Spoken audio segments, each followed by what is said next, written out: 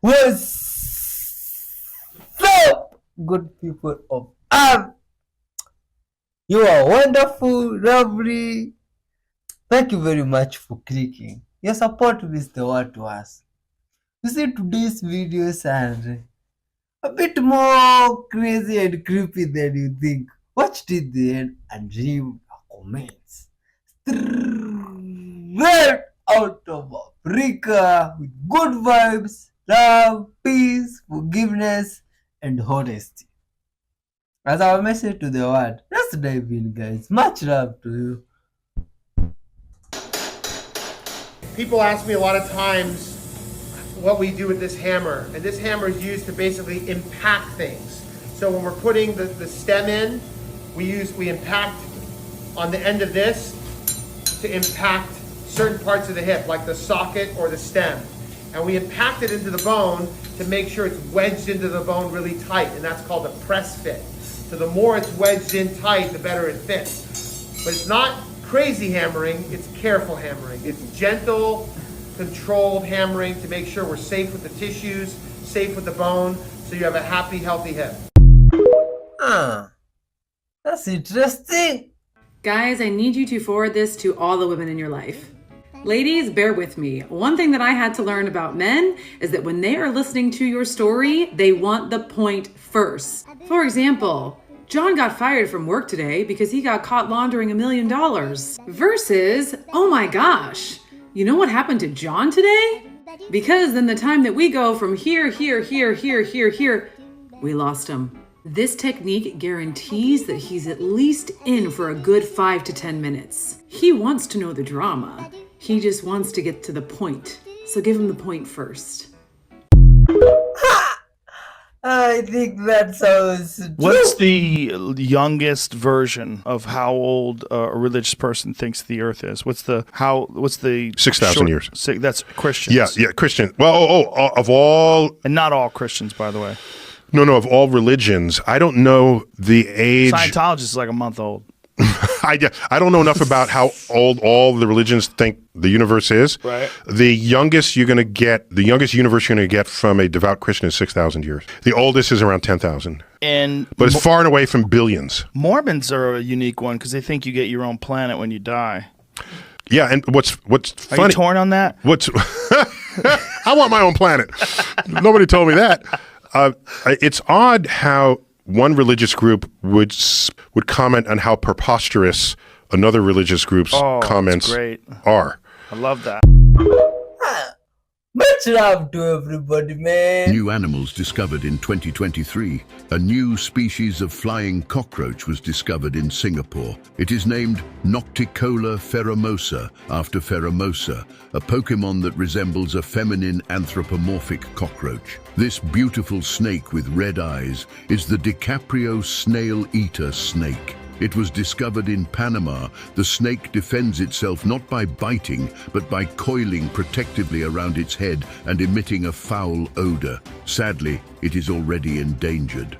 This beautiful tree frog is called stream tree frogs, as they are usually found near streams in which they breed. It is endemic to the Andes Mountains in Ecuador. It is gray-green in color with yellow and black marks. The iris of the eye is pink with a black rim. Oh my God.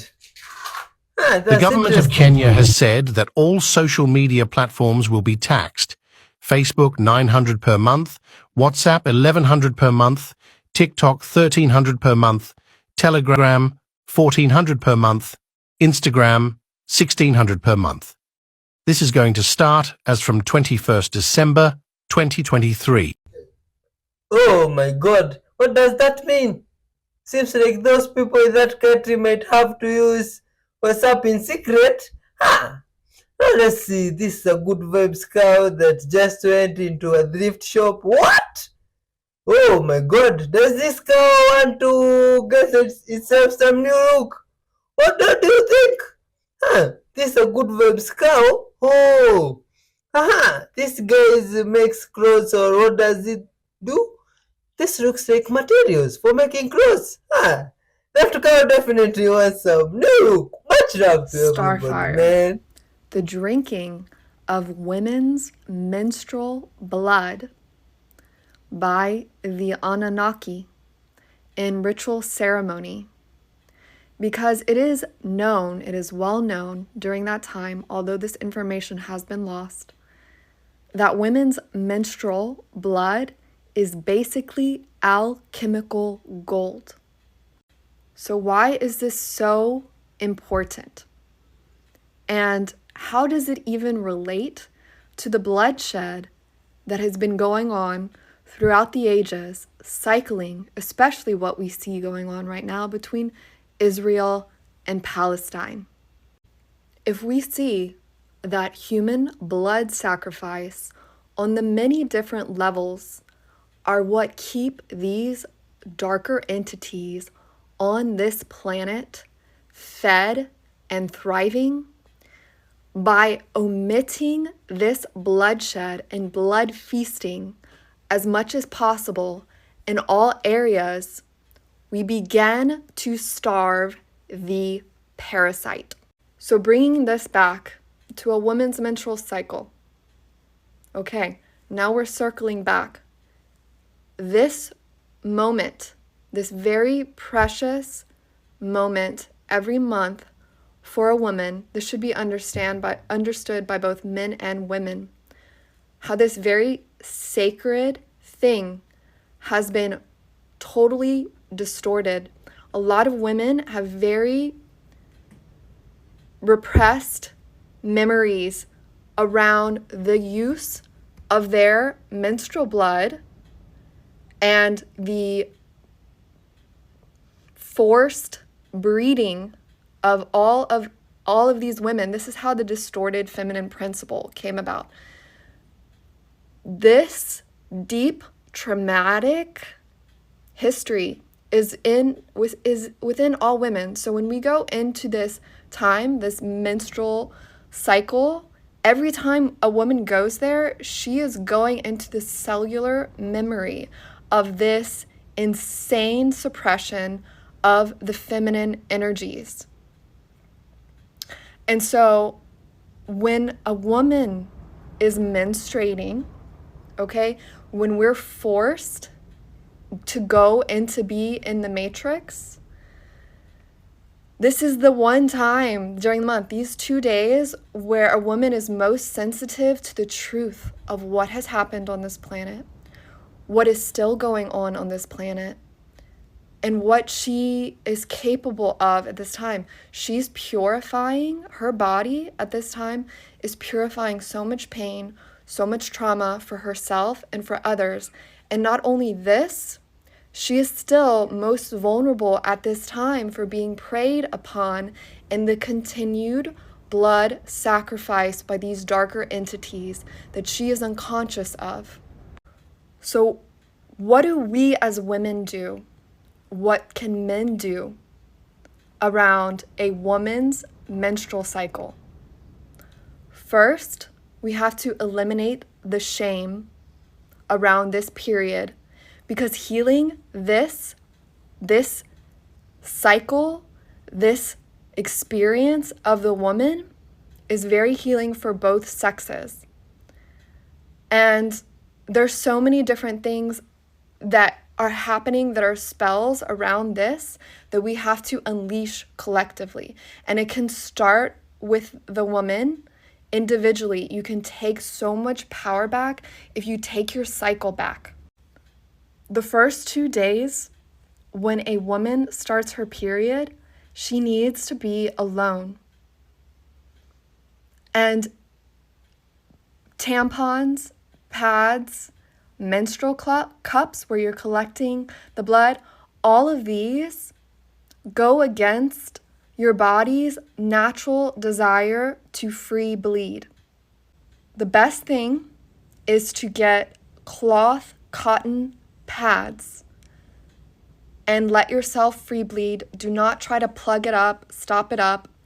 And if you can, legitimately get out in nature and literally just let yourself bleed.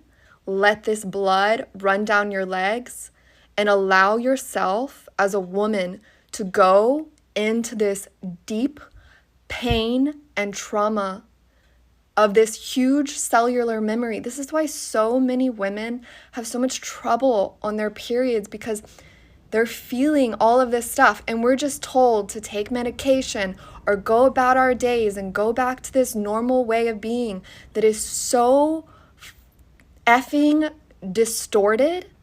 And every woman knows this when she's on her cycle the first 2 days. So go and connect again to Gaia, to the mother, and blood that is ours, that is this sacred thing that runs through our veins, that courses through this vessel, that belongs to us. It does not belong to this invader anymore. And use your words and reclaim your cycle. Reclaim that time for yourself. Don't go to work. Don't go to work during those 2 days. Be by yourself. Go into that pain. Try to free yourself.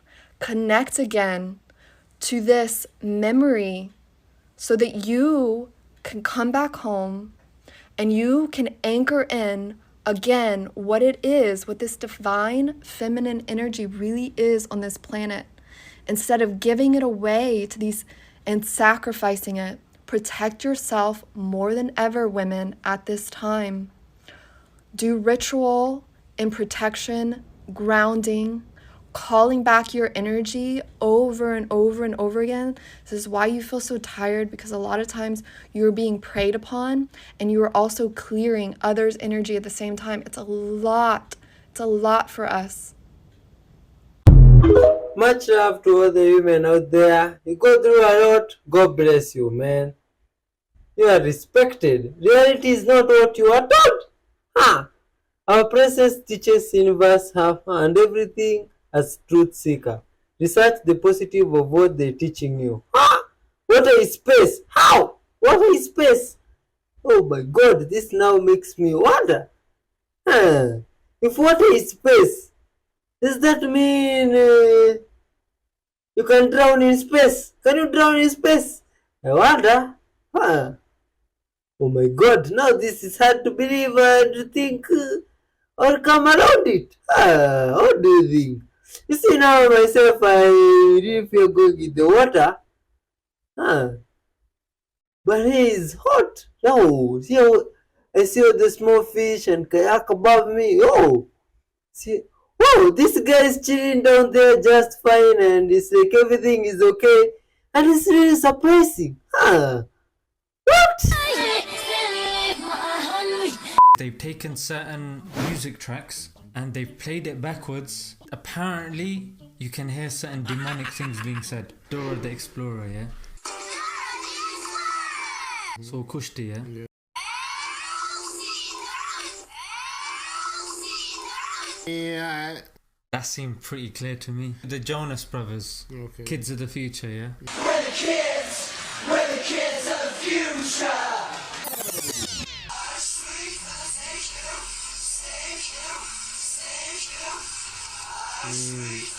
Yeah, cool. I'm having it. I'm having that one. But you know, What?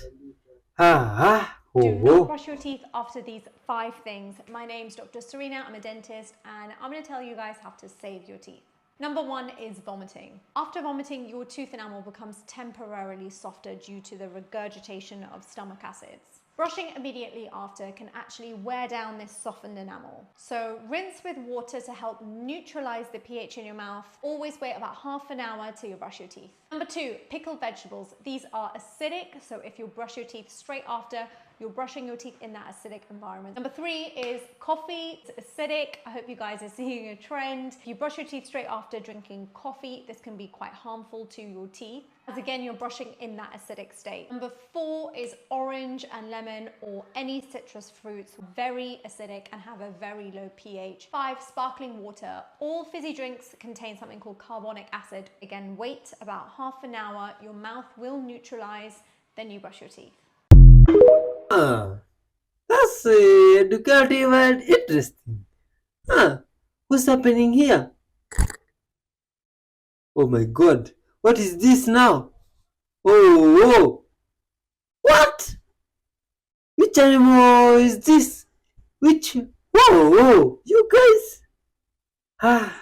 Trump is trying to tell us something with his blue tie. Trump is in a New York courtroom today, and he is wearing a blue tie, which is fairly uncharacteristic for him. He usually wears a red tie. Now, as a Republican, red works as a party color, but in the 80s particularly, a lot of pundits talked about the power of the red tie. So male animals, are often red to signal dominance. And so that same dominance is often signaled in humans where men are seen as more powerful when they wear red. Tie manufacturers really took that up in the 80s, marketing red ties as the power tie. Now, more recent research indicates the red tie actually does nothing, but Trump has held tight to the red tie, including in his mugshot. So why did he switch to blue ties? Well, a lot of people wear blue ties to look trustworthy,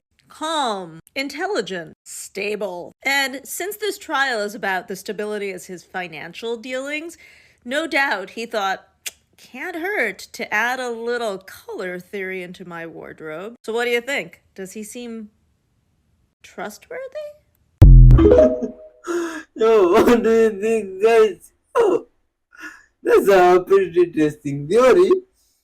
What is this that these guys are cooking? What? Ah, no, this looks creepy. Is this an animal, a fruit, a vegetable? What is this? Oh my god. Now these are things I've never seen in my life. Please share if you know what that is. Alright, so I refuse to believe this creature has just been walking around this whole time. I refuse to believe this isn't a new monkey. It looks like it has a tale to tell you. It looks like it has a quest. It looks wise. This is actually a new monkey.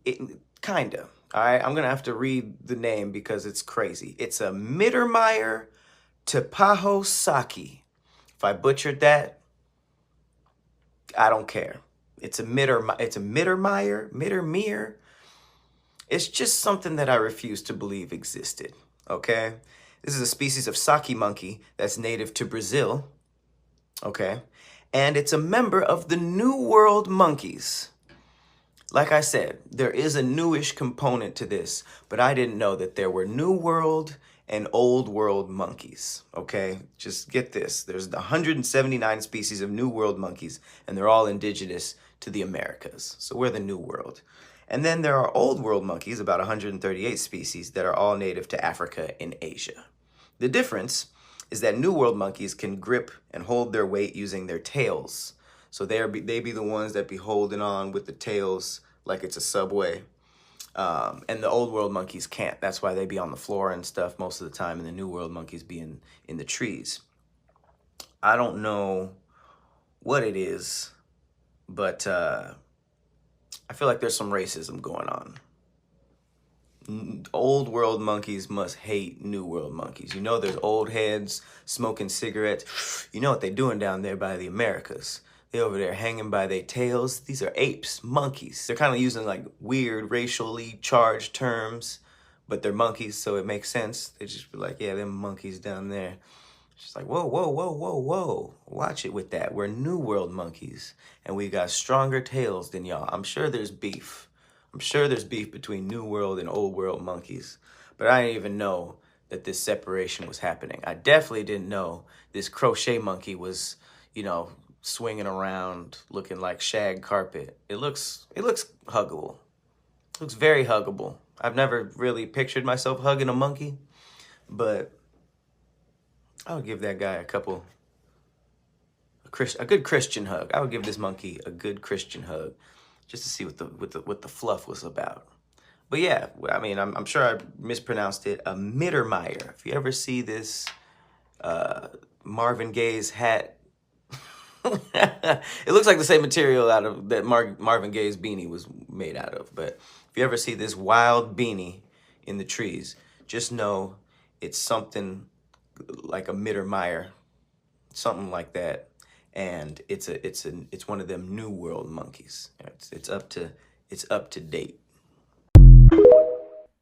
Hey, yo, good people, thanks for watching up to this far. Yo, lovely.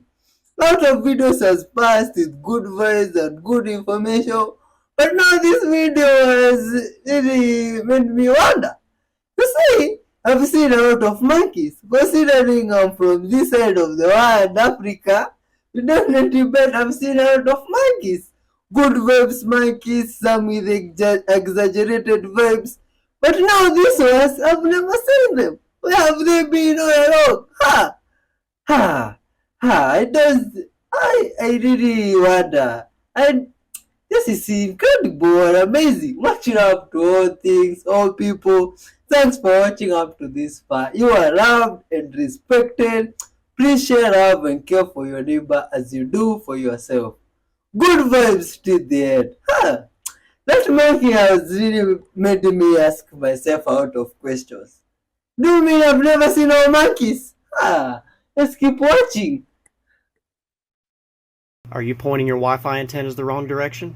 Router antennas radiate Wi-Fi along the horizontal, with dead zones above and below. Whenever you bend the antennas, the radiation pattern moves with the antenna, along with the dead zones. The antennas are called omnidirectional dipole antennas, and the pattern they make is in the shape of a donut, or torus. In a multi-level home, the position of the antenna is important to eliminate possible dead zones. Routers with two antennas emit two Wi-Fi streams, and can overlap or be angled to cover larger areas. Because of the torus shapes, the dead zones still exist above and below. If you angle the antennas too far, you'll start to create dead zones along the horizontal, which is bad for Wi-Fi clients on the same level. For clients on a different level, you'll want to angle the antennas so that the flat part is parallel with the client, radiating through the ceiling and floor. In a single level home, you'll always want the antennas pointing straight up, so that they primarily radiate along the horizontal in all directions. There's also routers with numerous antennas that incorporate advanced MIMO or multiple in, multiple out technology, but that'll have to be for a different video. I've never seen such type of routers with so many. What's that? Mama. Huh? What? Did you just call me a monkey?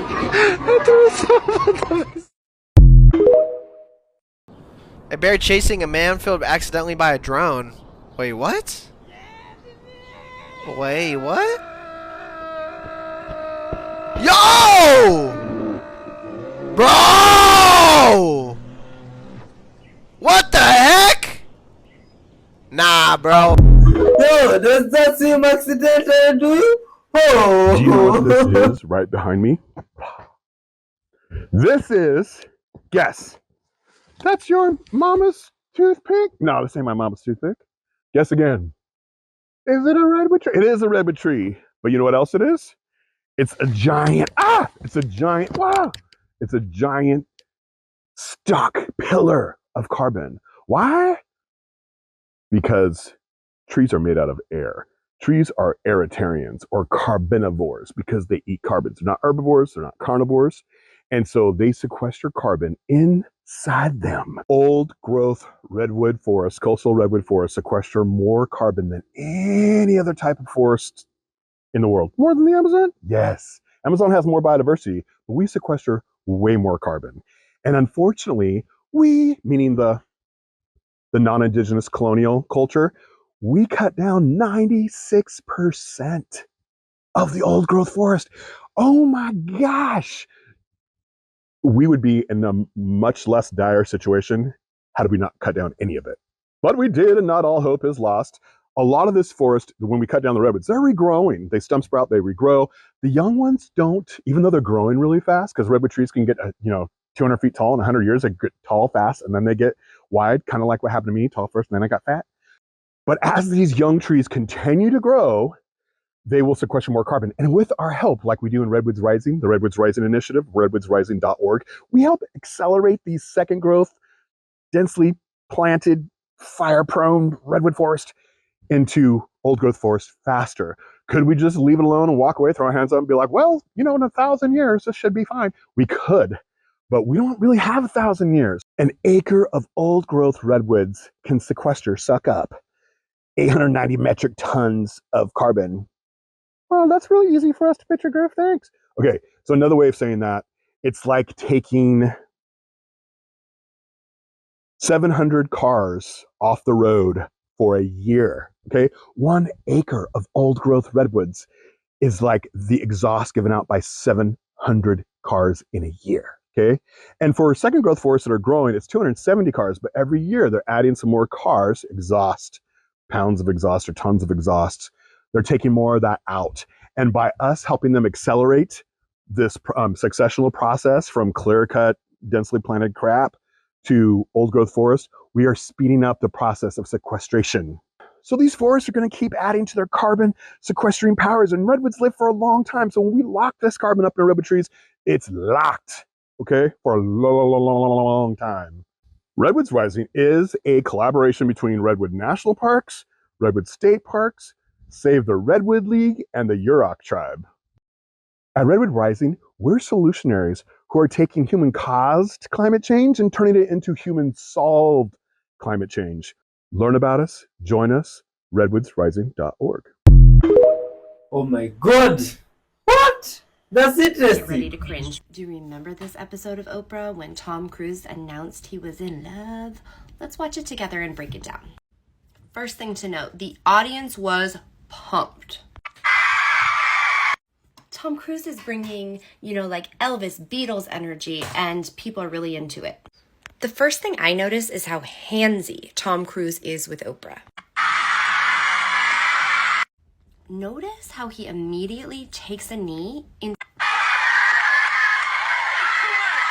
At this point, Tom Cruise hasn't even said anything, and Oprah's like, "What's wrong with you? What's going on?" What has happened to you? Something happened to you. Something happened to you. I'm in love. As much as I want to believe this, now, in hindsight, we know better. Katie Holmes had auditioned and gotten the part of Tom Cruise's wife. Back in 2005, no one was suspecting that Scientology had auditioned a number of actresses to become his wife. At the time, Tom Cruise was Scientology's man of the hour, and getting him a wife, apparently, allegedly, was top priority from David Miscavige's own wife, who's now been missing for 15 years, and his marriage ended in divorce. Correlation? Causation? Not sure. This all seemed so sincere. Over the top, yes, but sincere. But Tom Cruise is laying it on so thick that even Oprah is starting to wonder what the heck is going on. I know what he's doing. He's processing. He's trying to figure out what he is going to tell, what he isn't going to tell. I've never seen you like that. I've seen you behave this way before. I know. Have you ever felt this way before? There you have it, the couch jump heard round the world. This man is literally jumping on Oprah's couch for a woman who was auditioned to be his partner. I don't know, what do you think? Do you think he's just really selling it really hard, or is this genuine? Because the next parts of the clip look like this. That's Katie Holmes shoved with her arms behind her back by Tom Cruise down the hallway. Was it ever cute? Is this cute? I literally don't know. Please tell me, is this cute? Because we all know how their marriage ended. All right, I'm going to go over this part of the clip in the next video because I want to do it in slow motion. You guys have to see the physical coercion happening to this poor girl. They're dragging her ass out to the stage. I just can't tell who's acting and who's not. Tell me what you guys think, please. It's going up and down. What is that? That's not a plane. What is that? Dad, can we run that way? Hang on. What on earth is that? Something that's shooting out in front of it now. There's two of them. Whoa. Oh my god, guys, you are looking. I don't know what you're looking at, but they're UFOs. If ever there's an unidentified flying object, that's that. Dad, can we go that way? Can we go that way? There's two of them flying next to each other. Dad, can we... Oh my god, you guys, I don't think you realise how lucky you are to even witness something like this. Look at them. Oh my god. What is that? Can I quickly go that way a bit? Yeah, go where you want, mate. I'm running over. But I'm on the golf course. Can I try and run over like really close?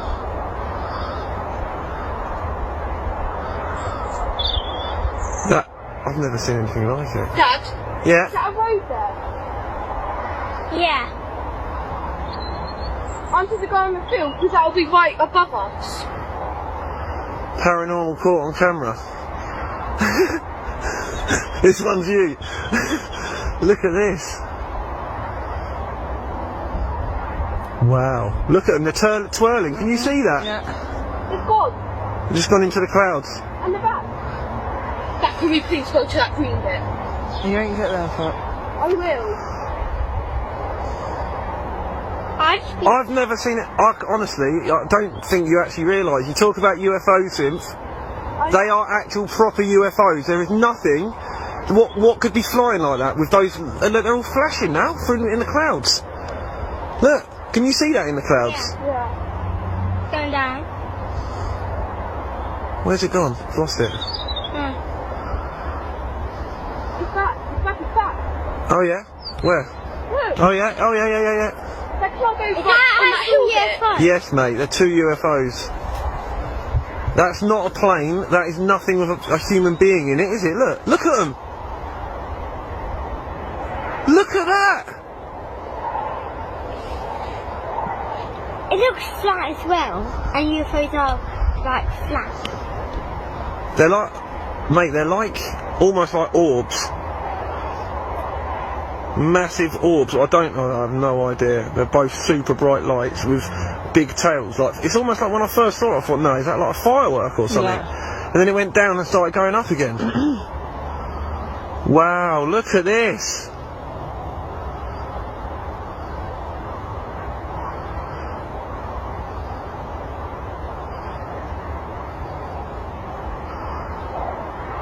How mad.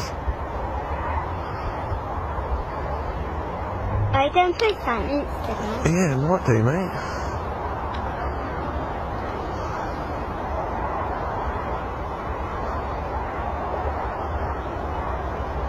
It's going to go on forever. It's amazing.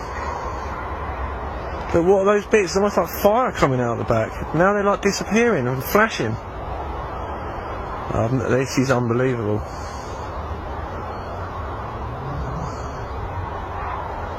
Well lucky to see something like this. Have you ever saw one? No, not like this, mate. But they're just flashing. They're not even a thing now. There's no tail coming off them now. They're just flashing. Look, like strobe lights. Can you see that in the sky without the camera? Yeah, it just looks like it's behind the cloud almost. I don't know, maybe. Wow.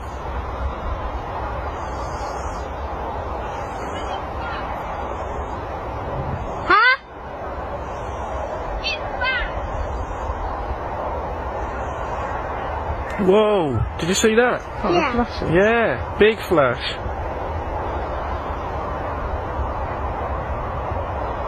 Amazing. What's over there though, the red light? That's just like a power line, power cable, whatever. Telephone tower, I think. You hear that?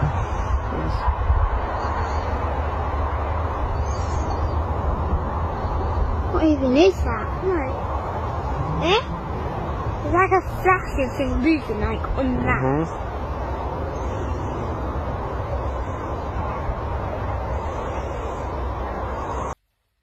One of the strangest verses in the Bible is James chapter 1, verse 2. I'm Pastor John Miller, and I want to read it to you.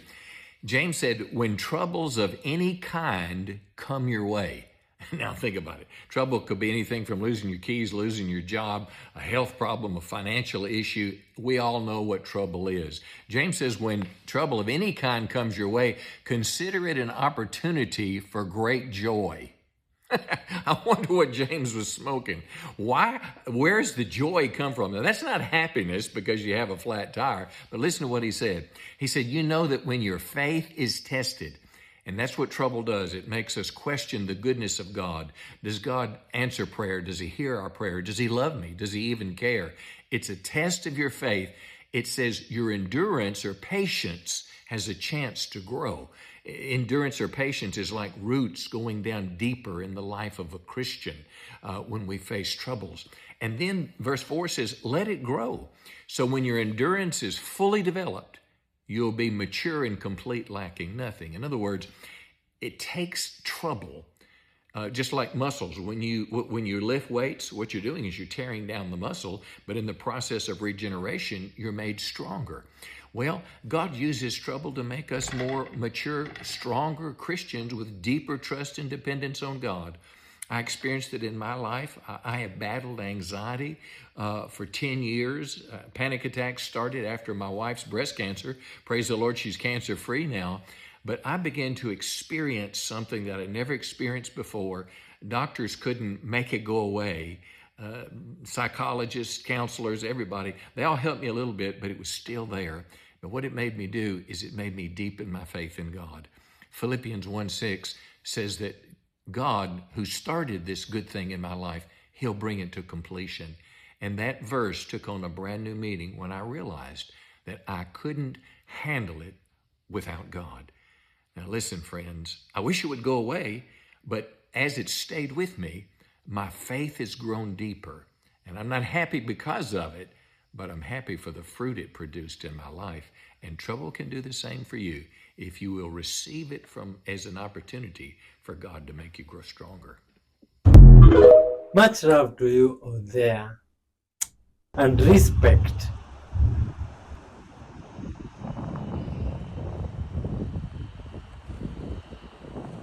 I don't know if I'm tripping, but I wonder who's that chilling at that island. He's so huge, this is crazy. And he's moving, what the flip? This is crazy, look at the distance. This is madness. Guys, who is that chilling at this dude? Whoa! What? Do you believe in chance? The video you are about to watch is going to change your life forever. And that's because it comes from one simple idea that's almost so simple that you might believe that it's too good to be true. What if all the resistance you feel in your life, whether it be social anxiety or anxiety in general, if it's depression, if it's fear, if it's worry, if it's things keeping you up at night, what if all of that negative emotion is simply stored inside the body because there's an attachment? And what if this attachment is the thing that is keeping that energy active inside of yourself? What if even worse than that? What if there's a belief there that I shouldn't be feeling the anxiety, the stress, the resistance, the worry, the fear? And what if that resistance and that belief that you shouldn't feel that way is causing that energy to actually stay intact? And what if by actually letting it go and releasing it, you felt so emotionally free and it completely changed your life from the inside out? You see, all the outer reality is a reflection of our inner reality. And if we are storing inside of our bodies anxiety, stress, fear, worry, then what ends up happening is there's ways that trickles into our life. And then we'll try to tell ourselves, no, I shouldn't be feeling this way, and then that energy stays active. Now, one of the most powerful things you can possibly learn is how to let go. Now, I'm going to use this marker to understand this because this is what changed everything for me. Back in the day, I had so much trouble letting go of things, whether it was a past relationship, whether it was letting go of outcome of things. I would try to force things. Even like I remember houses, for example. I would like have a house that I wanted to rent or move into, and I would like apply for the house. And then I would sit there for like 3 days waiting for the approval, just incessantly like just thinking about it over and over and over again. And then I would like try to control the situation more, and I would like try to manifest and just see if I was living there now, and I would have all these like tactics I would do to just really feel like I already had it. And the funny thing is once I learned how to let go and that energy left my body and the resistance left my body, my vibration, my energy increased, and then those things came into my life even easier. It's such a crazy paradox, but the more you let go, the more good shit happens. The more you let go of outcome, the more that the universe, in a way, gives you things in a much easier way. Why is that? Because resistance has left your body. Resistance has left your mind.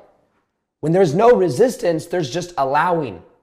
I know it sounds like a spiritual, metaphysical, woo-woo idea, but literally our reality is reflecting back to us the energy we are embodying. And if you're embodying the stress, the attachment, the anxiety, and you're embodying that energy, you're going to experience it on the outside as well because you're feeling it on the inside. Now, the thing is there's a lot of this hype on personal development, right? It's like if you can maybe just watch one more YouTube video. Watch one more YouTube video, you'll get the idea. If you learn just one more spiritual concept, you're going to be more aware. But in actuality, that a lot of times is wiring in this belief that you are not good enough already. There's something you need to change. You have this energy inside of you, and instead of feeling the anxiety, instead of feeling the shame or the guilt or feeling the worry or the fear, instead, I need to press it down and I need to distract myself, which is the exact opposite of everything that actually works for this process. Now, also in my life, when it came to this, the problem that I had too, I was so into the law of attraction, especially back in like 2012 when I went through my awakening. And I was afraid that if I felt negative emotion, I'm going to manifest bad things. I would sit there and like stare at a candle flame and like observe my thoughts. But as soon as a negative thought would come in, if I tried controlling it, it would multiply. But then what I did is I would observe my thoughts, not try to control it. But the game changer, what I wish I learned back in 2012 was how to actually feel the emotion. Allow myself to feel the anxiety, the guilt, the shame, the worry, the fear. The more I would allow myself to feel the anger, the more that energy would then leave my body. The more that I would express it, I would no longer repress or suppress. And I think a lot of times what happens is people are blocking themselves from becoming emotionally free and attracting their dream life because they are holding energy inside of their bodies that they haven't allowed themselves to feel and let go of. Even just recently, I went through a breakup a little over a month ago. And this breakup that I went through, in the past, I would have distracted myself. I would have gone through it. I would have not allowed myself to feel sadness. And this time going through the breakup is so different than other breakups because I've learned how to really feel more.